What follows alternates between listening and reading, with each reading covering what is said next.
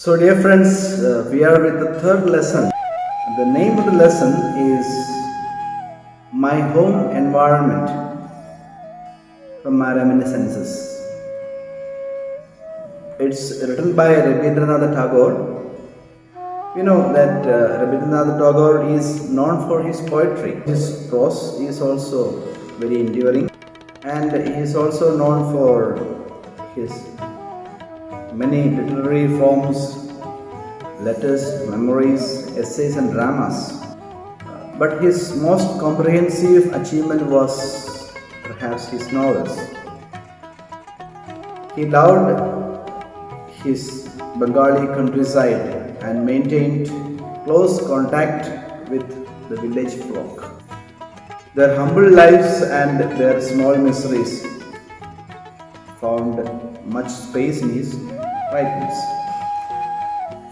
In today's lesson, we are going to see what his childhood memories about his home environment, how it influenced him, how it influenced his thought patterns, etc.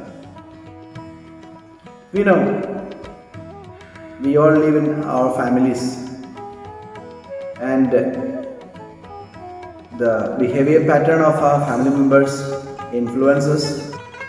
The culture of the family is formed by its members. Our family means a lot to us. In this lesson, actually, Rabindranath Tagore is describing about the atmosphere that he found in his family.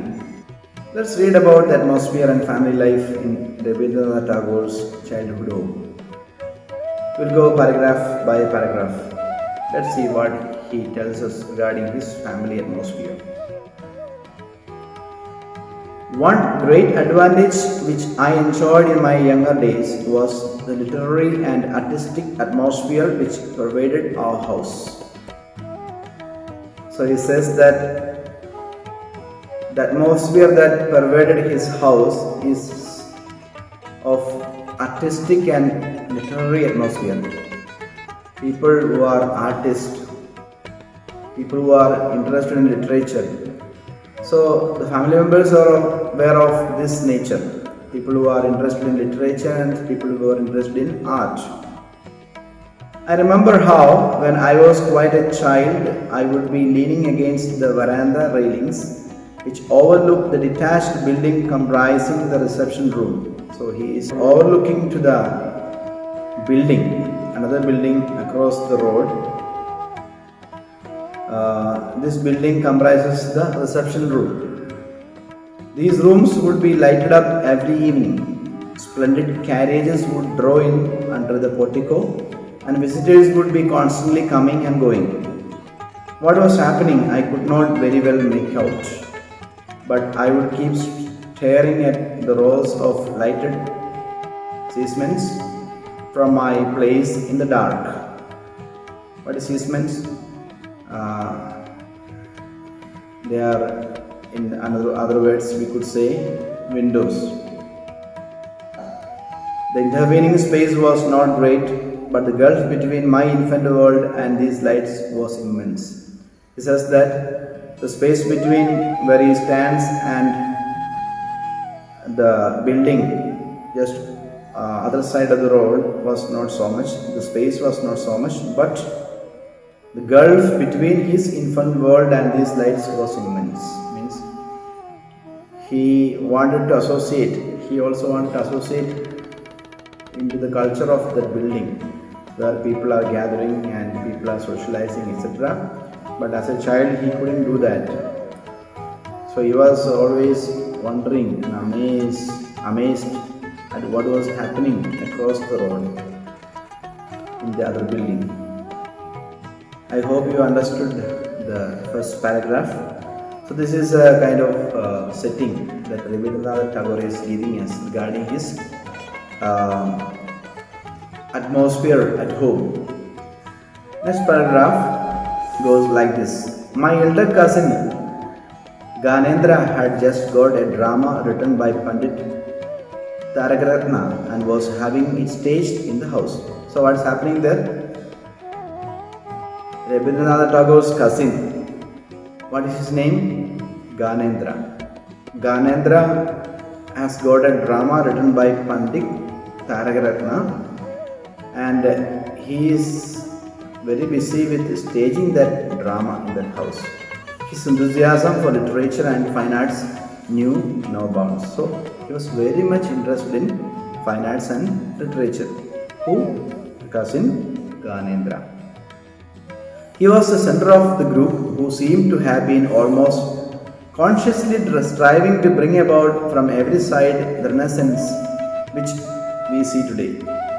So he was the center of that group, just trying to bring about revival in art, literature, etc., Renaissance of the day. A pronounced nationalism in dress, literature, music, art, and drama had awakened in and around them. He was a keen student of the history of different countries and had begun but could not complete a historical work in Bengali. He had translated and published the Sanskrit drama Vikramovasi, and many a well-known hymn is his composition.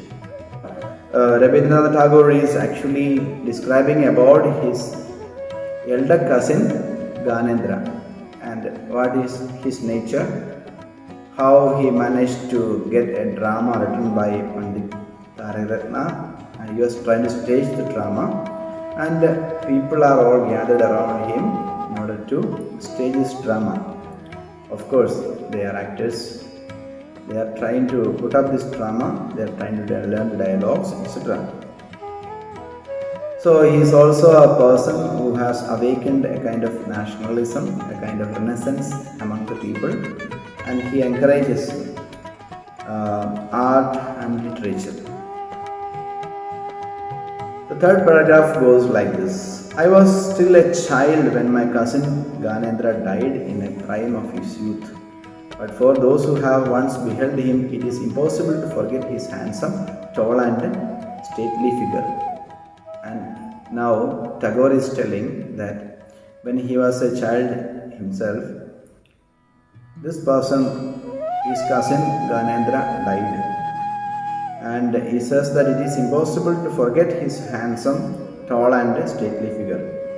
He had an irresistible social influence. Irresistible social influence means resistible means which can be controlled, limited. Irresistible means which cannot be controlled, which cannot be limited. So he had a lot of influence, social influence. He could draw men round him and keep them bound to him. While his powerful attraction was there, disruption was out of the question. So he was a person who used to attract people to himself, and he is the one who would keep the crowd going, the conversation moving. He was one of those, a type peculiar to our country, who by their personal magnetism easily established themselves in the center of their family and village. What is magnetism? It's the ability to attract and charm people. Like magnet, he used to attract people. When he was at home, the family members used to get attracted to him by his way of talk, behavior, etc. And his neighbors and his friendship circles also used to get attracted towards this person. We are moving on to the next paragraph. I remember still better his younger brother, my cousin Gunendra. So now Tagore is telling about another person, his younger brother and Tagore's cousin Gunendra. He likewise kept the house filled with his personality. His large, gracious heart embarked alike relatives, friends, guests and dependents. So he had a very large heart. He was a person with great personality, and his large and gracious heart embarked alike relatives, friends, guests and dependents. Whether in his broad south veranda or on the lawn by the fountain or at the tank edge on the fishing platform, he presided over self-invited gatherings like hospitality incarnate. Incarnate means hospitality in the human form. Wherever, that means wherever he was a person very influential. He was a person who used to invite people to himself. He was very sociable and he was welcoming. We go on. His wide appreciation of art and talent kept him constantly radiant with enthusiasm. New ideas of festivity or frolic, theatricals or other entertainments found in him a ready patron, and with his help would flourish and find fruition. So he was a person who used to encourage art and literature, dramas, theatricals, entertainments, all that found a patron in him, and he would help all these art forms to flourish and come to his fulfillment. Fruition means a successful result of a plan.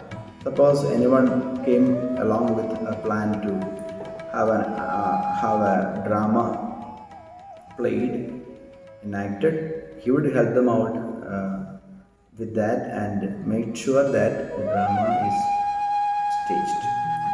So that's what is called that he would help to flourish and find fruition. We were too young then to take any part in these doings, but the waves of merriment and life to which they gave rise came and beat at the doors of our curiosity. So Tagore is telling that we were very young at that time to get involved with any of such activities. At the same time,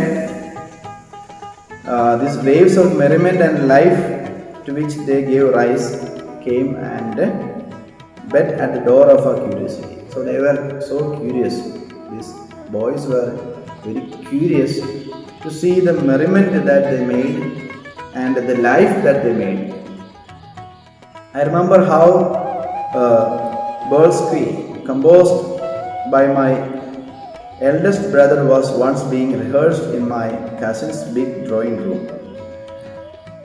A performance of piece of writing which tries to make something look ridiculous by representing it in a humorous way. So they were trying to a kind of humorous drama or act that they were trying to perform. And from our place against the veranda railings of our house, we could hear through the open windows opposite roars of laughter with the strains of a comic song. So Tagore is remembering a drama that is played or practiced or rehearsed or the next door, and he could hear the laughter mixed with the strains of comic songs. We could not gather exactly what the song was about, but lived in hope of being able to find that out sometime.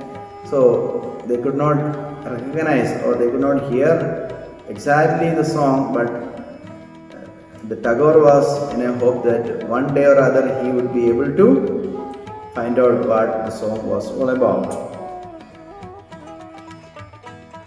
I recalled how a trifling circumstance earned for me the special regard of my cousin Gunendra. So now Tagore is remembering one of the great characters of Gunendra. Never had I got a prize at school except once for good conduct.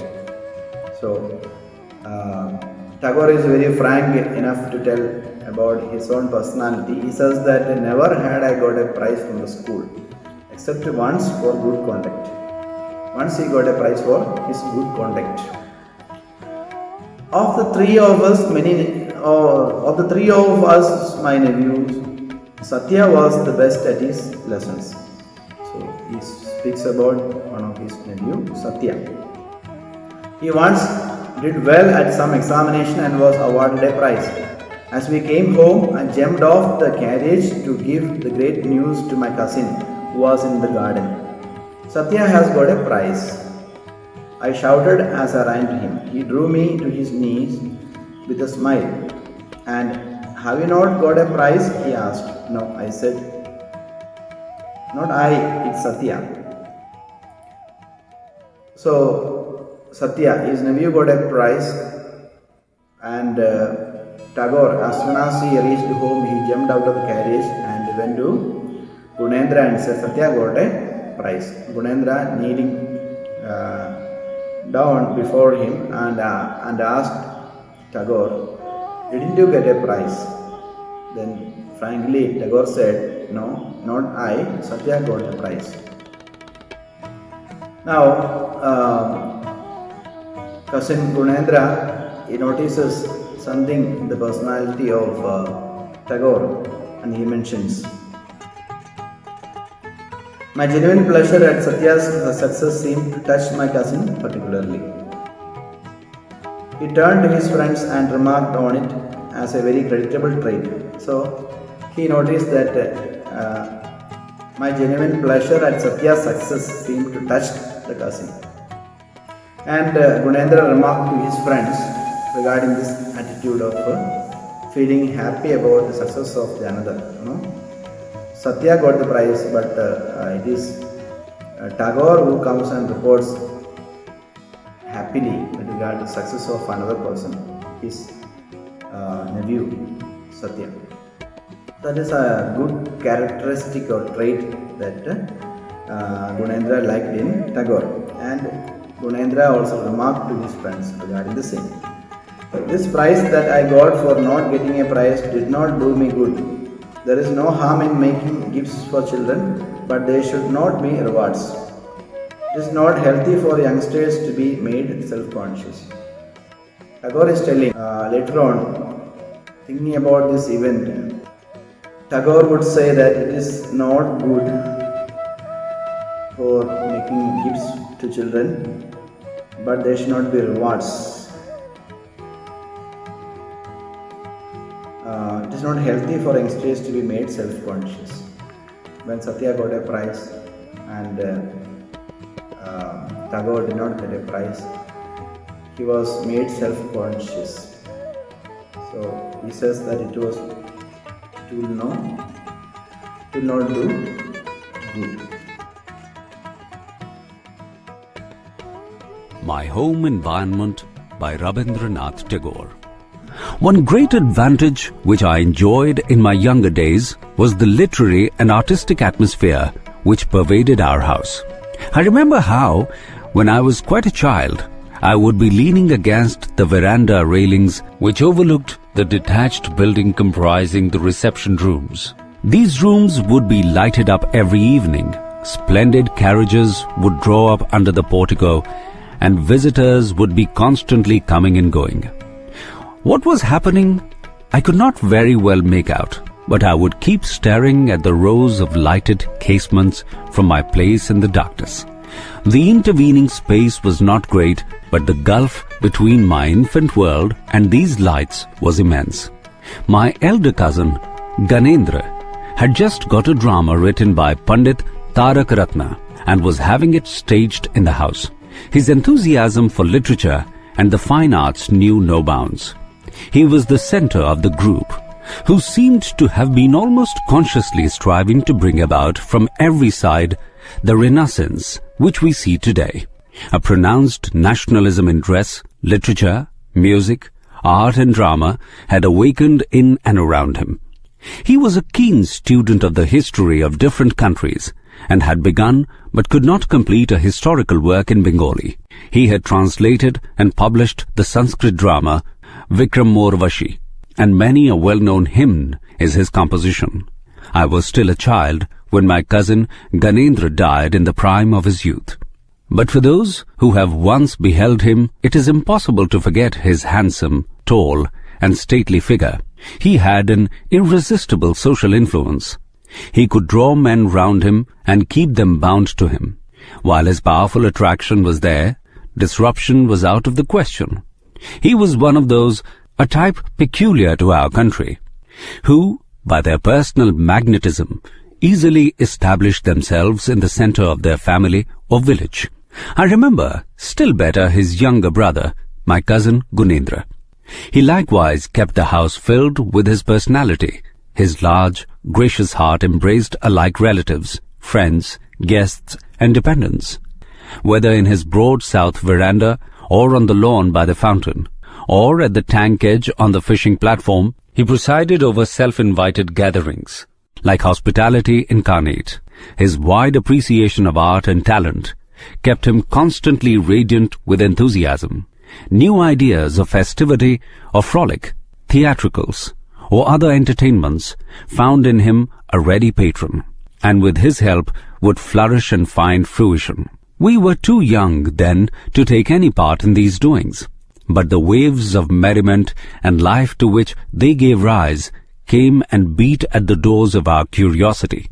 I remember how a burlesque composed by my eldest brother was once being rehearsed in my cousin's big drawing room. From our place, against the veranda railings of our house, we could hear, through the open windows opposite, roars of laughter mixed with the strains of a comic song. We could not gather exactly what the song was about, but lived in hopes of being able to find that out sometime. I recall how a trifling circumstance earned for me the special regard of cousin Gunendra. Never had I got a prize at school, except once for good conduct. Of the three of us, my nephew Satya was the best at his lessons. He once did well at some examination and was awarded a prize. As we came home, I jumped off the carriage to give the great news to my cousin, who was in the garden. "Satya has got a prize!" I shouted as I ran to him. He drew me to his knees with a smile. "And have you not got a prize?" he asked. "No," said I. "Not I. It's Satya." My genuine pleasure at Satya's success seemed to touch my cousin particularly. He turned to his friends and remarked on it as a very creditable trait. I well remember how mystified I felt at this, for I had not thought of my feelings in that light.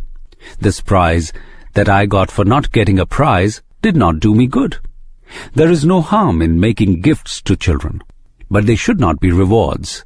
It is not healthy for youngsters to be made self-conscious.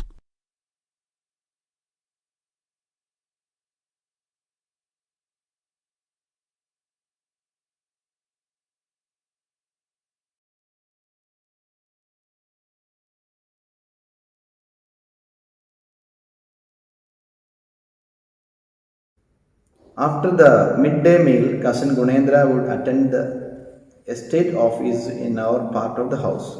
The office room of our elders was a sort of club where laughter and conversation were freely mixed with matters of business. So now Tagore is telling us regarding another kind of conversation that they used to have at home. His cousin Gunendra would attend estate offices at our part of the house. Estate office would mean offices that performs duties of maintaining an extensive areas of land, usually with a large house owned by one person or family. Estate office. So he used to talk business over there.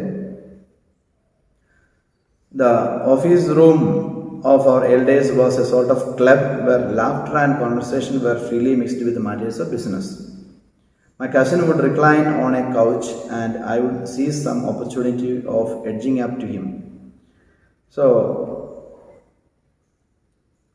my cousin would mean, who is that cousin? Gunendra. Gunendra would recline on the couch, lie down, maybe recline on the couch. And Tagore says that sometimes he used to find some place in the couch along with him. Some days, cousin Gunendra would not be allowed to remain in any doubt as to the contents of my pocket. At the least encouragement out would come my manuscript book unblashed.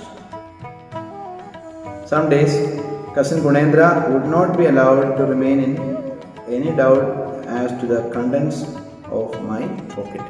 So, cousin Gunendra used to check my pocket. That's what Tagore says. At the least encouragement out would come my manuscript book unbashed.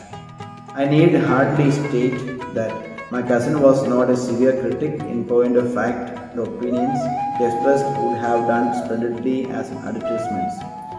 Nonetheless, when in any of my poetry my childishness became too obtrusive, he could not restrain his hearty ha ha. So, as a child, Tagore used to write something, scribble something in his pocket diary, and his cousin used to go through it and used to give comments on it. Sometimes his corrections helped him to write better. That's what Tagore tells us. One day it was a poem on Mother India, and as at the end of one line, the only rhyme I could think of meant a cart. I had to drag in that cart in spite of there not being the vestige of a road by which it could reasonably arrive. The insistence claims of rhyme would not hear of any excuse mere reason had to offer. The storm of laughter with which the cousin Gunendra greeted it blew away the cart back over the same impossible path it had come by, and it has not been heard of since. So, when Tagore used to write stories or short stories, etc., he used to make unreasonable entries of characters or things without any connection. So Gunendra would go through this story and correct him, and that made his literary efforts much meaningful. That's what Tagore would say. My eldest brother was then busy with his masterpiece, The Dream Journey. His cushion seat placed in the south veranda, a low desk before him. Cousin Gunendra would come and sit there for a time every morning. His immense capacity for enjoyment, like the breezes of spring, helped poetry to spout. My eldest brother would go on alternatively writing and reading out what he had written, his boisterous mirth at his own conceits making the veranda tremble. My brother wrote a great deal more than he finally used in his finished work. So fertile was his poetic inspiration. Now Tagore is speaking about his own brother, eldest brother. He was writing poems. He was writing his masterpiece, The Dream Journey. And Gunendra would come down and sit along with him and help him to write this piece of art. And his eldest brother would go on alternately writing and reading it aloud what he has written with a boisterous means noisy and full of life and energy. So he used to read it aloud, that's what he meant. Eavesdropping at doors and peeping around corners, we used to get a full share of this feast of poetry, so plentiful was it, with so much to spare. So whenever his elder brother would do writing poems, etc., and reading it aloud, Tagore used to do eavesdropping. Eavesdropping would mean secretly listening to a conversation. Behind the doors, behind the windows, he used to hide and listen to the poems being shouted out aloud. So he used to get some ideas, plenty of ideas. My eldest brother was then at the height of his wonderful powers, and from his pen surged in untiring wave after wave a tidal flood of poetic fancy, rhyme and expression, filling and overflowing its banks with an exuberantly joyful paean of time. Did we quite understand the dream journey? But then, did we need absolutely to understand in order to enjoy it? We might not have got at the wealth in the ocean depths, but what could we have done with it if we had? But we revived in the delight of the waves on the shore, and how gaily at their buffeting did our life-bound course through every vein and artery. He says that though he did not understand much of what he has written, the dream journey, it's a big ocean. He could not dive into it He could not get into the ocean, but remaining in the shore, feeling the waves in the shore, he could get the real life of this, the dream journey that his brother has written. The more I think of that period, the more I realize that we have no longer the things called the mujlis. What is mujlis? Private places where house guests and friends are received and entertained. A kind of a place of gathering. Okay? That's called mujlis. In our boyhood, we beheld the dying rays of that intimate sociability which was characteristics of the last generation. So, Tagore says his generation had this kind of an attitude for socialization, coming together, talking to each other, sharing news, views, sharing jokes, sharing life together. That kind of neighborly feeling was there.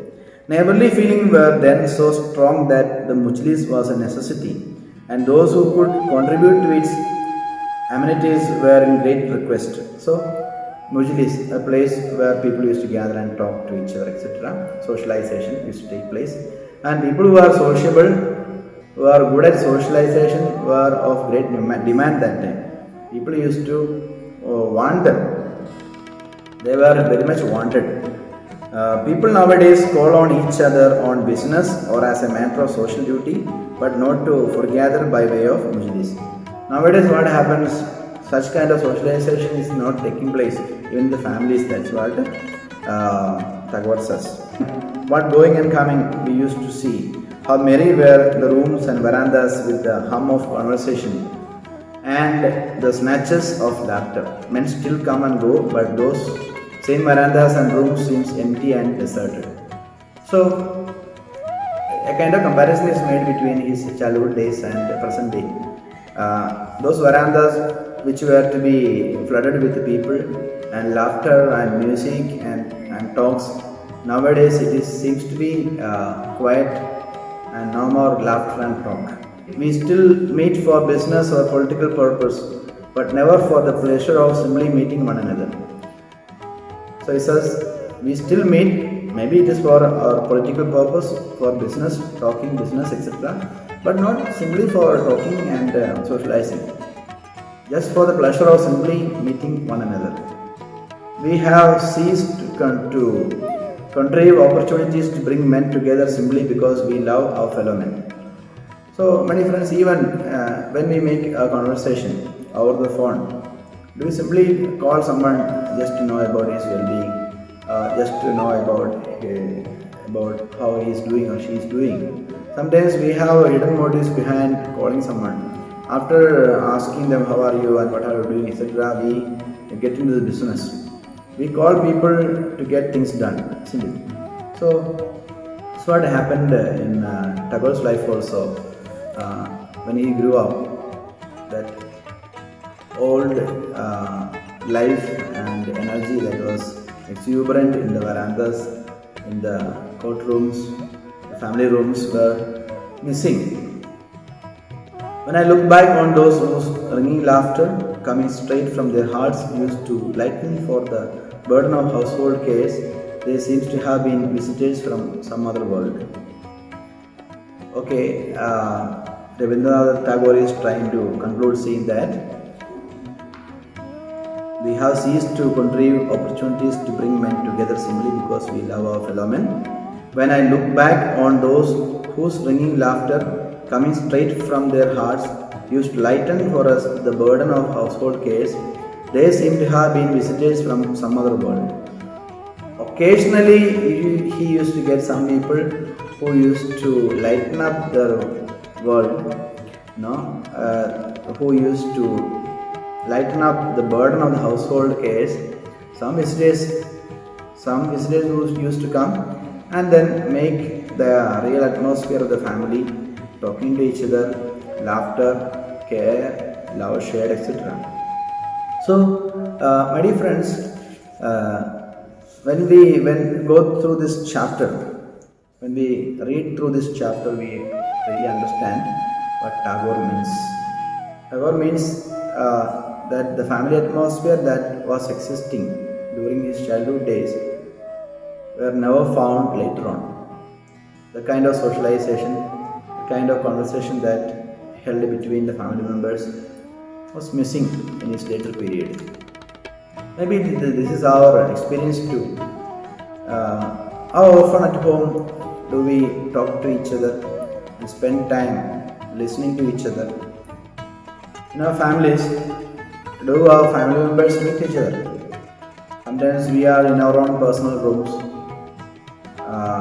maybe chatting in our phones or messaging, but we never find time to come together in the family. Maybe the best time to come together in the family is for the family meals, for the family prayer, and then spending some time every day, maybe in the evenings, to talk about things that matter, to talk about your joys and sorrows, to talk about the news and views, just talk about yourselves and the family atmosphere, and about your friends and all life events that happens. Maybe this is an environment that we must be able to create in our families.